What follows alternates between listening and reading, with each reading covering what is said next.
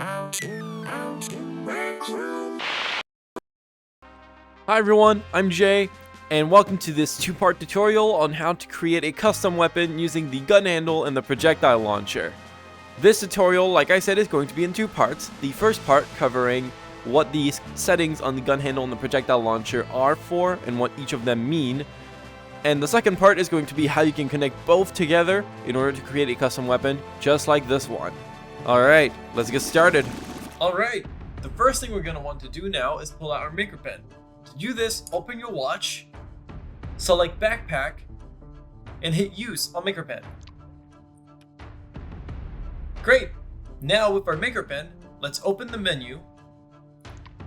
Make sure we go to palette, and we can search for gun handle. Let's then spawn in a gun handle, and we can see it has a projectile origin object input that we're going to need. Next, let's open our palette once more, clear our search, and search for projectile launcher, or just projectile works. Let's select that, and let's spawn that in. Now, before we can do anything else, let's also make sure we spawn a clamp. Clear your search, and type clamp.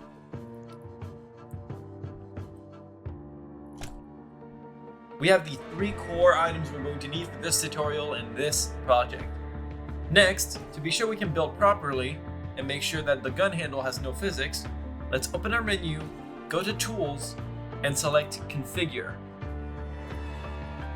Let's configure our gun handle. And before doing anything else with the gun handle configuration, let's go down until we find Physics Settings and toggle in Disable Physics. Great! Now we can go back to Tools, hit Move, and move this, and we can then click it again to unselect it, and it will no longer fall.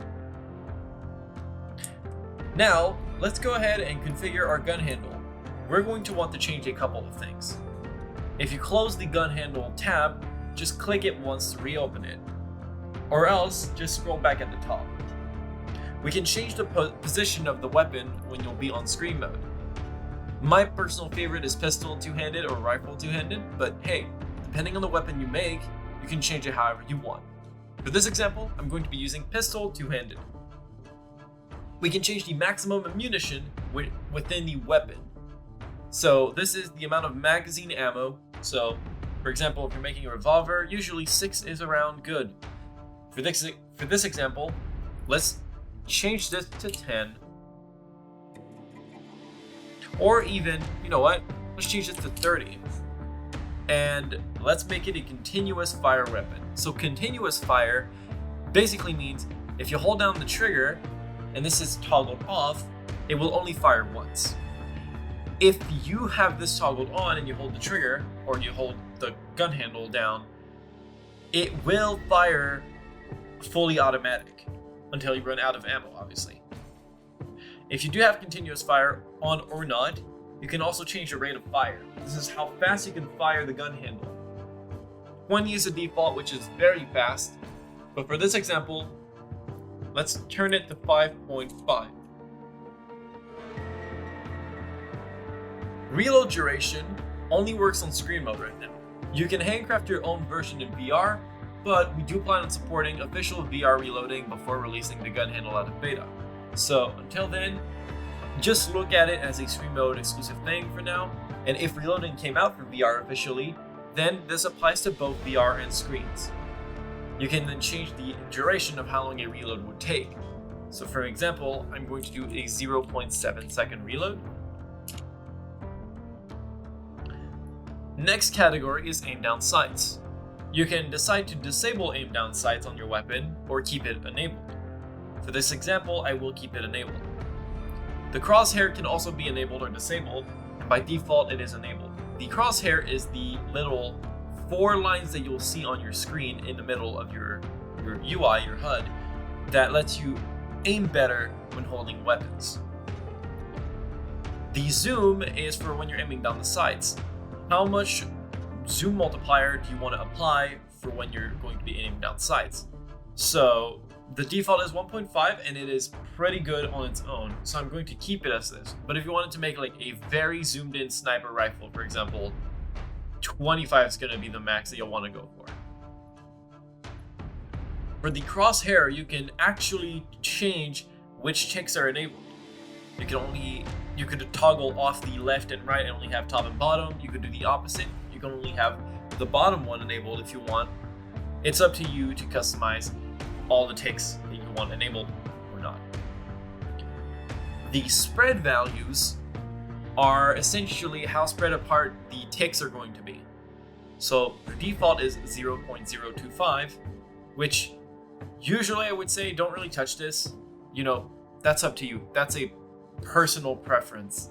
So you can tweak the setting however you want.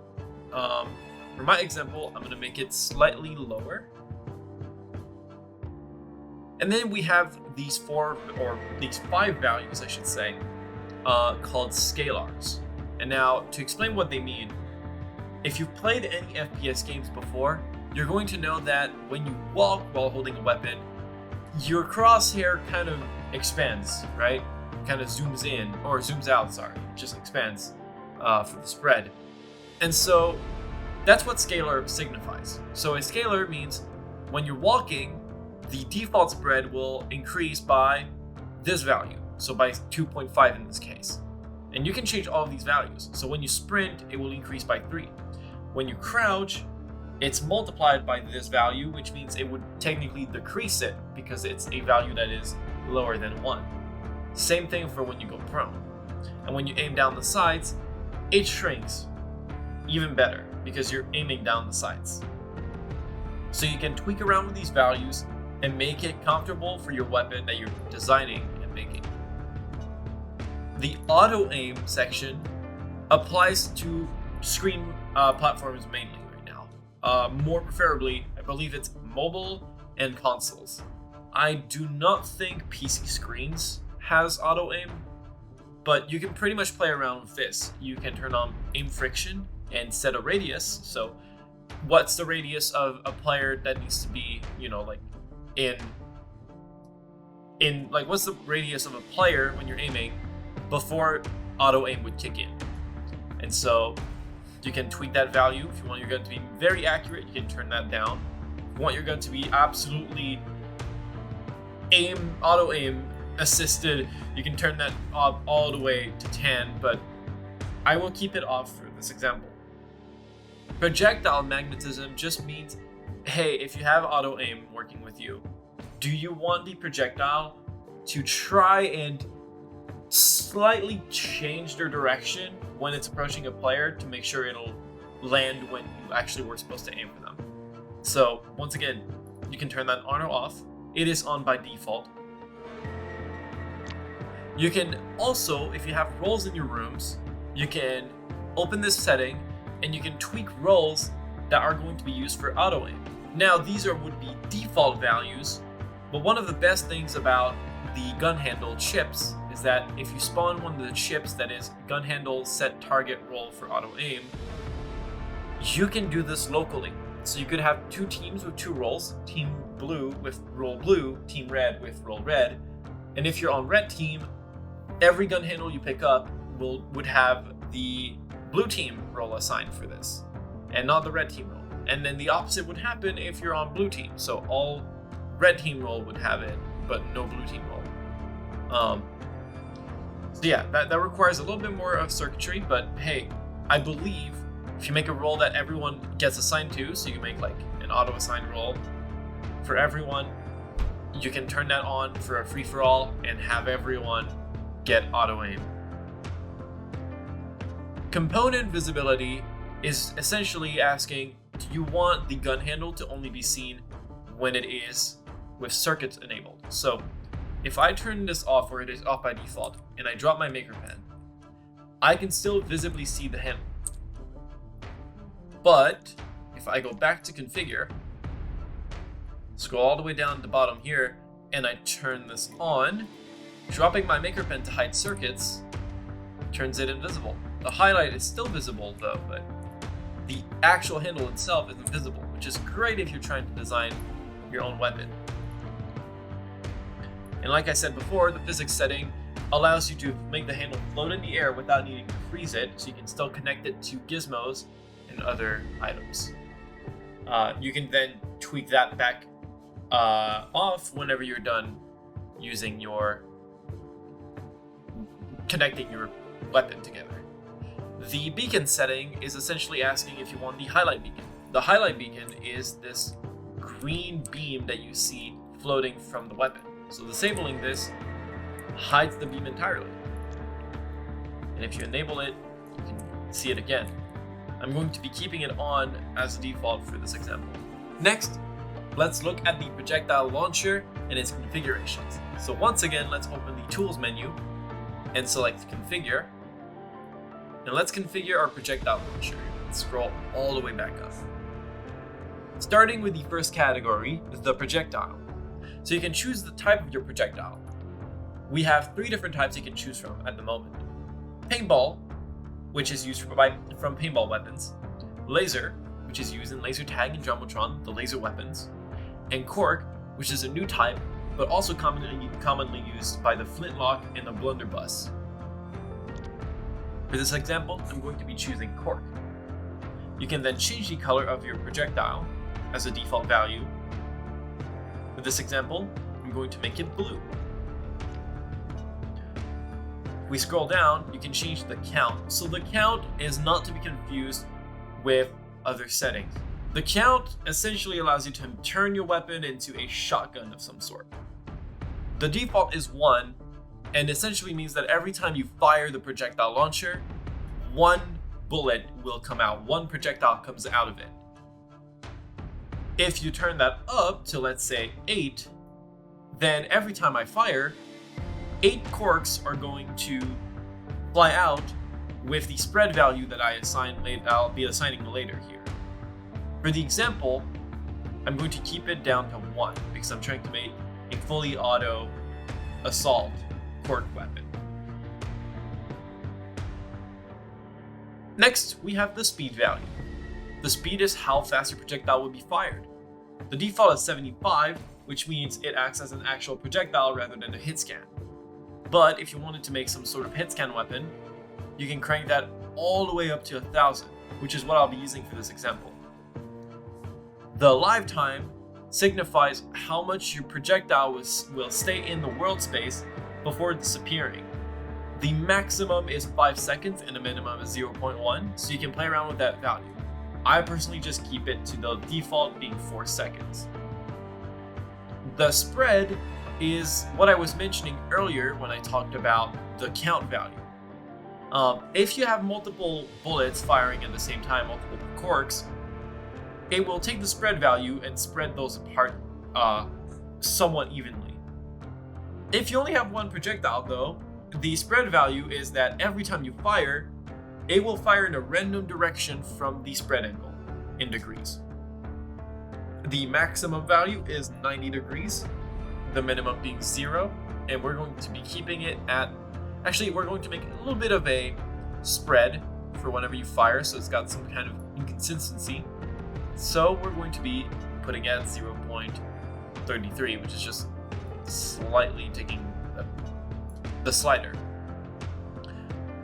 Gravity enabled allows you to turn on gravity on your projectile. So if you want your weapon to have velocity and kind of fall down over time, you're going to want to turn this setting on.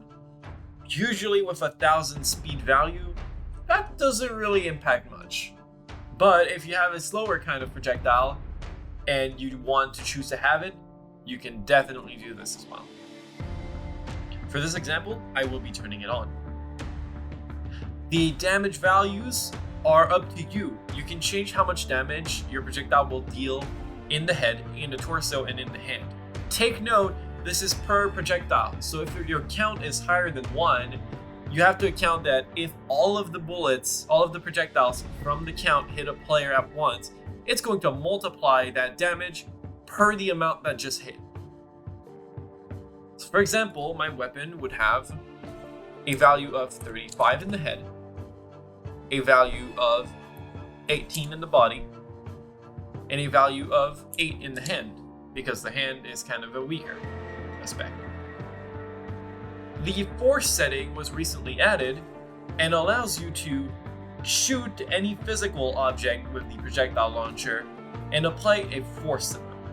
So before, if you would shoot, let's say you dropped your makerpen and shot it, the makerpen would just not move, it wouldn't budge.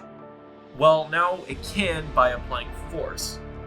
You can make something insanely overpowered when it comes to force by just putting it to 100 and blasting something out of the atmosphere. The default is 1.5 and is good enough for this example. So tweak this value however you want, that's a personal preference. Sound enable simply means that if you want the sound of the projectile being shot to be a thing or not. I will be keeping it on because I don't have any replacement sounds, but you could replace the sound with your own sampler or your own sound effect from the sound effects or sampler types.